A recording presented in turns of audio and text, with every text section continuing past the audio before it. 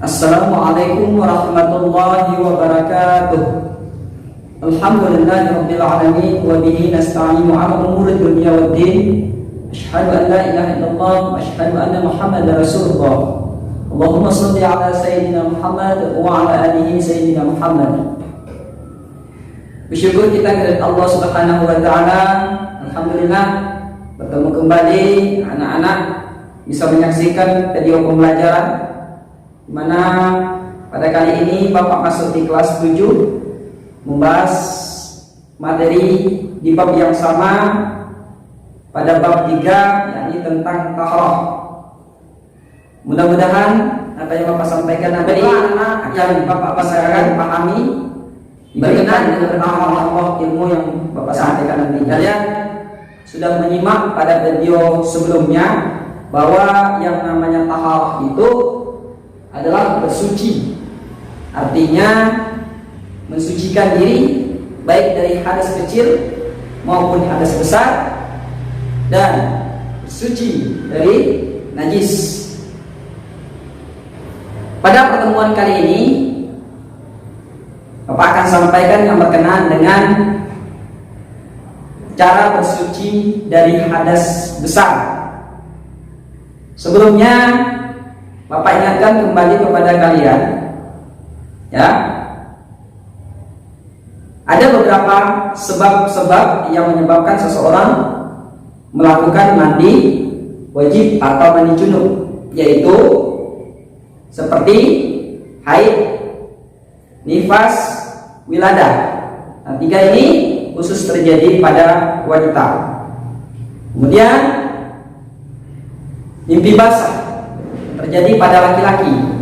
Berikutnya berhubungan suami istri bagi orang yang sudah berkeluarga. Nah, melaksanakan mandi wajib atau mandi junub ini, ya, setelah kalian pahami beberapa penyebabnya, maka untuk melakukan mandinya haruslah dengan cara yang benar. Seperti kita harus mengetahui rukunnya, kemudian tata cara mandinya, ya. Bapak akan sampaikan yang berkenaan dengan rukun mandi wajib, yaitu ada 3. Pertama,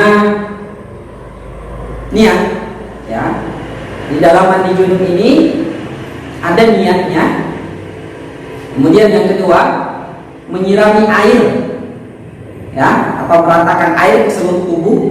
Yang ketiga, membersihkan segala kotoran yang bisa menghalanginya air ke kulit, seperti adanya lem, ya, kemudian cat, atau bagi wanita yang habis memakai kutek ketika mau mandi junub itu harus dibuang, karena jika tidak dibuang mandi junubnya tidak sah.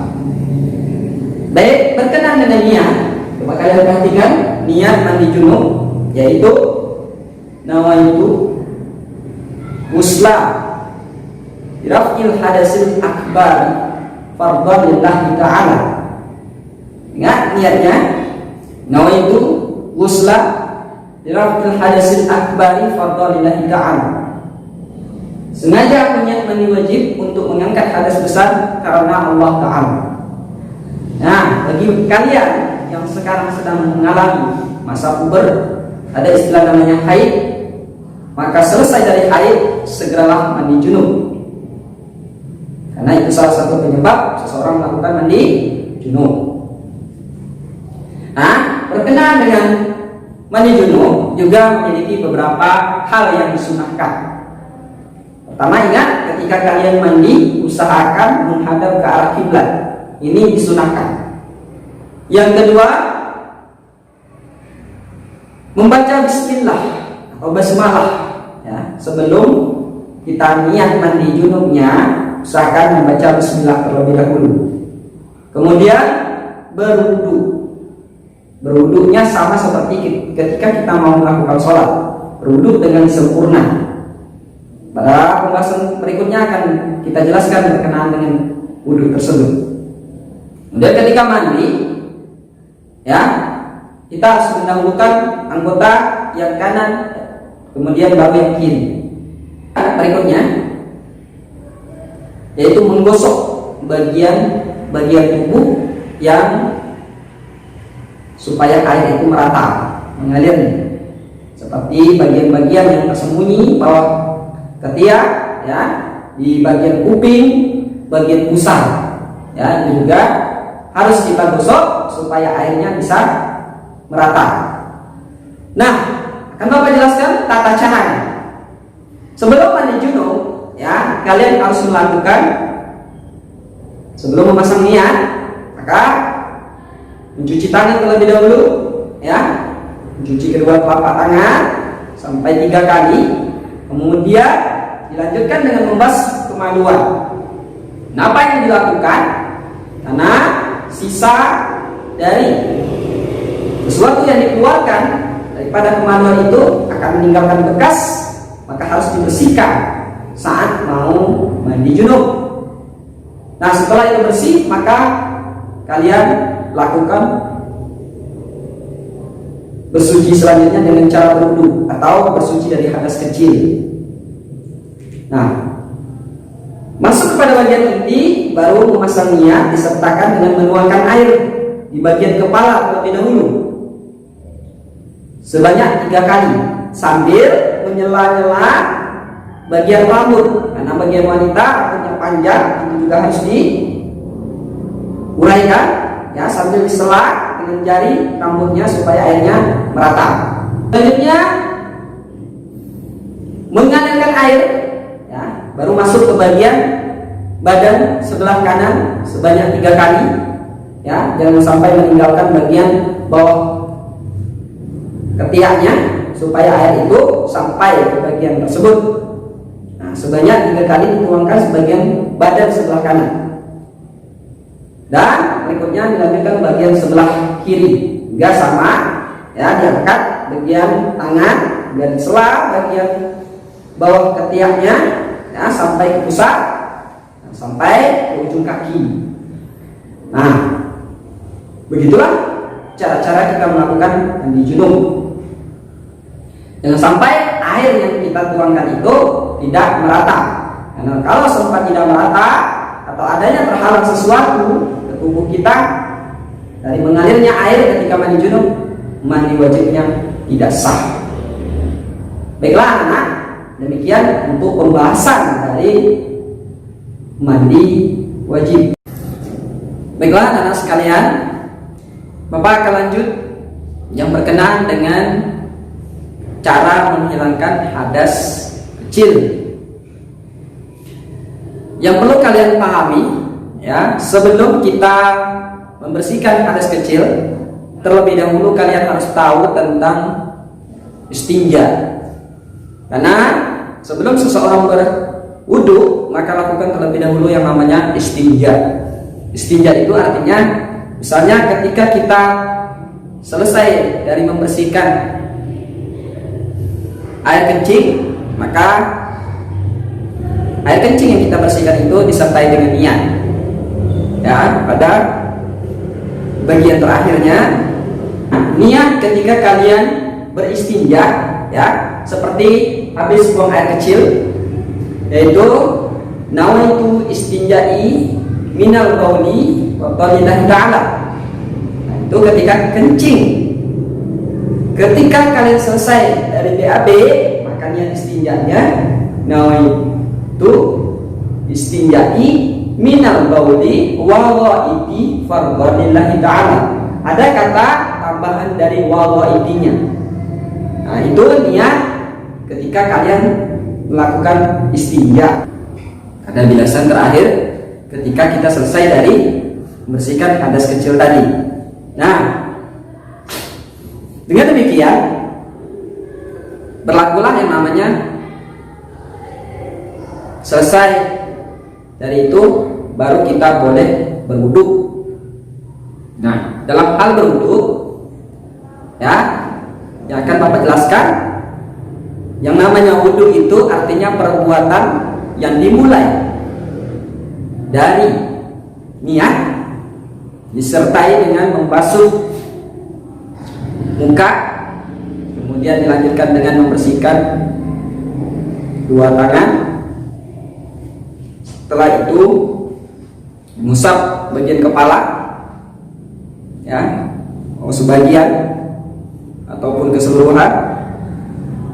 Selanjutnya membersihkan kedua kaki sampai ke mata kaki. Nah, ini beberapa rukun dari anggota wudu tadi sudah Bapak sampaikan, yaitu muka, kemudian kedua tangan sampai ke siku. Setelah itu mengusap bagian kepala ya, dan berikutnya kedua kaki dari batas ujung kaki sampai ke kedua mata kaki. Nah, berkenaan dengan wudu, yang perlu kita pahami juga adalah syarat-syarat dalam berwudu. Yang pasti Islam. Kedua, mumayyiz.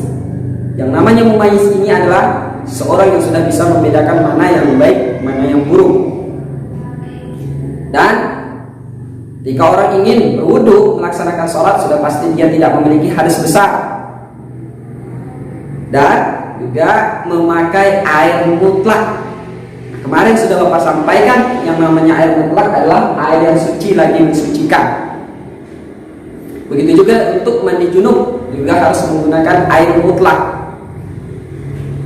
Terakhir dari syarat wudu itu supaya sah, tidak ada sesuatu yang menghalangi air sampainya ke kulit, di bekas cat ya, atau bekas lem, kemudian putih. Nah, jadi ketika kita berwudu itu semua tidak, atau harus kita hilangkan, karena jika itu masih ada maka wudu kita juga tidak akan sah. Nah, berkaitan dengan wudu juga ada rukunnya. Rukun yang pertama adalah niat.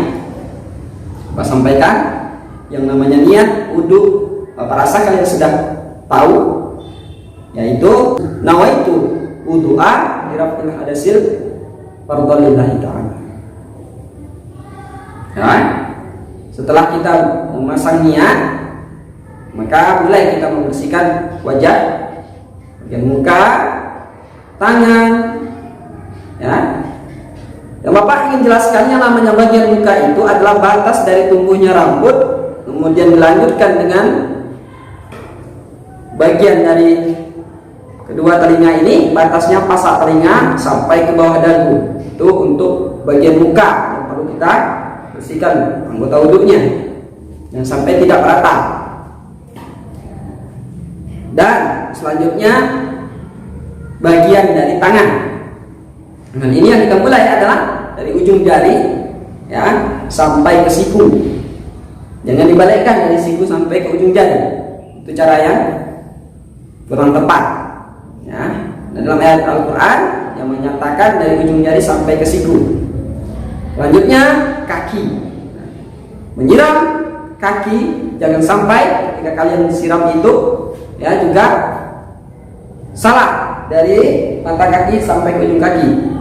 Itu cara yang kurang tepat. Caranya adalah dari ujung jari sampai ke mata kaki. Dan juga masing-masing ya disunahkan meniga kalikan bagian anggota wudhu tersebut.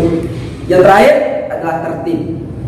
Tertib artinya mengurutkan dari yang awal ya, mana yang harus diawalkan dan mana yang harus diakhirkan. Nah, ada 6 dari rukun wudhu.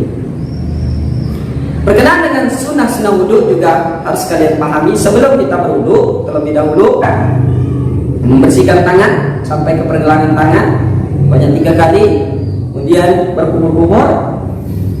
Berikutnya membersihkan bagian dari lubang hidung atau menghirup sedikit, ya sebanyak 3 kali dan menghadap ke arah kiblat. Baiklah anak, terakhir yang membatalkan wudu yaitu keluarnya sesuatu dari kubul dan dubur seperti buang angin, ya, BAB, atau keluarnya tinja, ya, dan berikutnya tersentuhnya kulit laki-laki dan perempuan yang bukan muhrim.